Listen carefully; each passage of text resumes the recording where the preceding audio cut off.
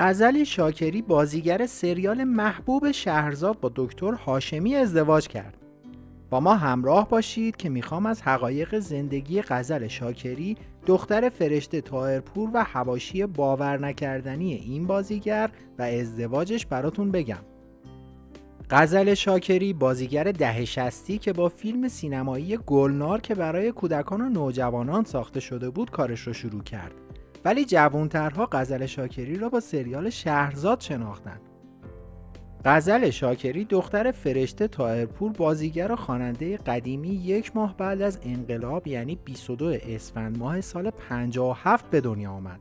غزل خواننده، بازیگر و هنرمند خوب کشورمونه که با سریال شهرزاد به اوج شهرت رسید. چند روز پیش غزل شاکری در صفحه اینستاگرامش خبر از ازدواجش با دکتر مهرداد هاشمی داد. چند وقت پیش هم عکسی در کنار دکتر مهرداد هاشمی منتشر کرد و نوشت خبری در راه است. اما حالا با انتشار عکسی در استوری خبر ازدواجش رو تایید کرد و نوشت یار شو و یار ببین، دل شو و دلدار ببین. همسر غزل شاکری دکتر مهرداد هاشمی پزشک متخصص بیهوشی و مراقبت‌های ویژه در بیمارستان لواسانی تهرانه.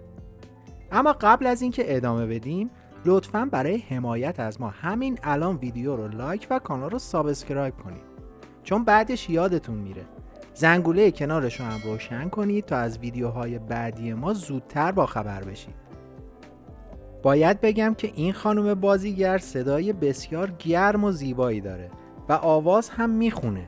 جالبه بدونید خطبه عقد آریایی بهرام رادان و همسرش مینا مختاری که خیلی جنجال به پا کرد رو غزل شاکری با صدای گرم و دلنشینش خوند. اگه علاقه‌مند به حواشی ازدواج بهرام رادان و مینا مختاری و همچنین به دنیا اومدن فرزندشون هستی یه سری به کانال بزن. غزل شاکری در واکنش به حجاب اجباری و کشف حجاب به برخی از بازیگران زن سینمای ایران نوشت اصل دموکراسی در داشتن حق انتخاب و محترم شمردن عقاید دیگرانه. از خودمون شروع کنیم و برای دیگران دیکتاتور نباشیم. اینطوری همه با هر پوشش و اعتقادی نه در مقابل هم که در کنار هم هستیم و تعدادمون خیلی بیشتره. و در پایان مطالبش نوشت نه به حجاب اجباری، نه به کشف حجاب اجباری، حق انتخاب پوشش، عدالت اجتماعی، زن، زندگی، آزادی. اما از این موارد که بگذریم، غزل شاکری به آواز علاقه زیادی داره و علیرغم اینکه خوانندگی و آواز برای خانوم‌ها ممنوعه، چندین آهنگ با صدای خودش منتشر کرده و مشکلاتی هم براش پیش اومده. ولی خودش میگه از دوران کودکی به موسیقی علاقه‌مند بودم و با کارهای خانم سیمین قدیری همخونی میکردم و در سن 18 سالگی تصمیم گرفتم وارد کلاس‌های موسیقی بشم. موسیقی بخشی از زندگی منه و دوست دارم که آثار بیشتری تولید کنم. غزل شاکری فارغ التحصیل لیسانس رشته طراحی صنعتی از دانشگاه آزاده. فعالیت خودش رو با طراحی داخلی آغاز کرد و بعد هم به طراحی صحنه مشغول شد تا اینکه به صورت حرفه‌ای وارد بازیگری شد. اما سابقه بازیگری غزل برمیگرده به زمان کودکیش وقتی که فقط 9 سالش بود. در سال 1366 در فیلم مرگ ماهی به کارگردانی مرحوم کامپوزیا پرتوی با مادرش همبازی بود و 1 سال بعد در فیلم سینمایی گلنار در کنار اکبر دودکار و شهلا ریاحی ایفای نقش کرد و به شهرت رسید، به طوری که بعد از این همه سال دهه 60 غزل رو با اسم گلنار به خاطر میارن. اما غزل شاکری بعد از بازی در فیلم‌های مرگ ماهی و گلنار 17 سال از حرفه بازیگری و سینما دور موند و در سن 27 سالگی در سال 84 با فیلم وقتی همه خواب بودن به سینما برگشت و در این فیلم هم بازیگر بود هم طراح صحنه. اما یکی دیگه از تجربه‌های خوب غزل در سینما مربوط میشه به سریال موفق و محبوب شهرزاد ساخته حسن فتحی که غزل در این سریال در نقش آذر گلدره‌ای معشوقه فرهاد خوش درخشید و در سن 36 سالگی به اوج شهرت رسید.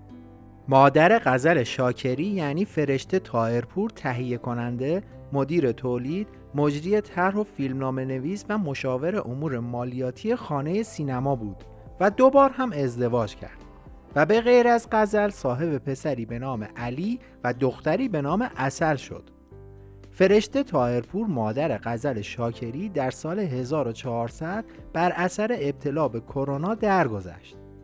غزل شاکری در مورد علاقش به موسیقی و هنر و بازیگری میگه: من خیلی شانس آوردم که مادرم عضو کانون پرورش فکری کودکان و نوجوانان بود. به خاطر همین من هر چقدر که دوست داشتم میتونستم کتاب بخونم و به سینما برم و اون زمان خیلی مسافرت میرفتیم و برام خیلی لذت بخش بود و کم کم وارد کلاس‌های موسیقی شدم و بعد هم بازیگری رو شروع کردم. به جهانگردی علاقه زیادی دارم و یکی از علایقم راه رفتن در خیابون ولیعصره. من برعکس قدیمی ها که با خیابون لاله‌زار خاطره دارن، من با خیابون ولیعصر خاطره دارم و عاشق درخت‌های چنار خیابون ولیعصرم. من وسواس زیادی در انتخاب کارهام دارم و هر کاری رو قبول نمی‌کنم که البته دلیل کمکاری من در بازیگری و سینما هم همینه، چون معتقدم وقتی هنرمند جواب زحماتش رو میگیره که مخاطب و بیننده از اون راضی باشه. من اگه خودم کارم رو باور نداشته باشم چطور ممکنه که بیننده از اون کار لذت ببره؟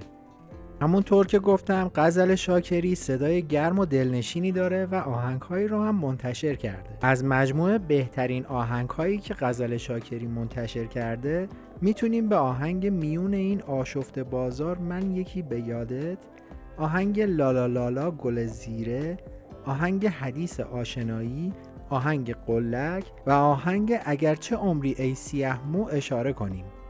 ما هم به نوبه خودمون برای خانم غزل شاکری هنرمند خوب کشورمون و همسرشون دکتر مهرداد هاشمی آرزوی خوشبختی داریم.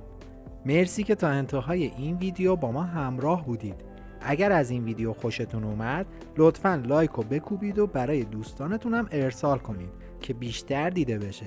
یادتون نره کانال رو سابسکرایب کنید و با زدن زنگوله کنارش از ویدیوهای بعدی ما زودتر با خبر بشید.